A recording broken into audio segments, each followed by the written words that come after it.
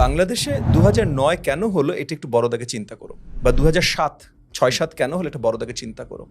90 সালের পর এগেন নির্বাচিত সঠিক নির্বাচিত কেয়ারটেকার সরকারের আন্ডারে নির্বাচন হচ্ছে। বেশিরভাগ নির্বাচনগুলোই মানে 2001 পর্যন্ত প্রত্যেকটা নির্বাচন মোটামুটি ফ্রি অ্যান্ড ফেয়ার নির্বাচন হয়েছে।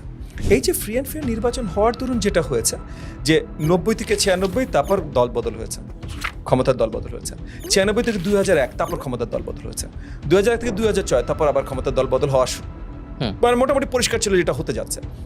তো এর ভেতরে যে জিনিসটা হয়েছে যে এই যে ইলেকটোরাল কম্পিটিশন, এইটা যে একটা বড় বিষয় এবং এইটা এড়িয়ে যে তুমি চলতে পারবে না, এইটা দুই দলই পরিষ্কার বুঝতে পেরেছে।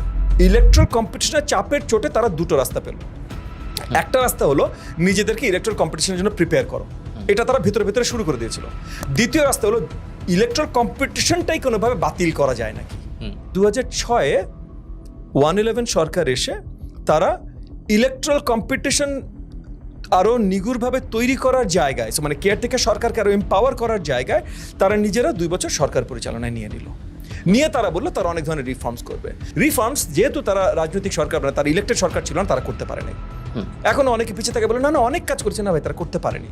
তারা করতে পারেনি বলেই 2009-এর নির্বাচন ওইভাবে হয়েছে, একচেটিয়া আওয়ামী লীগ পুরো ক্ষমতায় চলে এসেছে।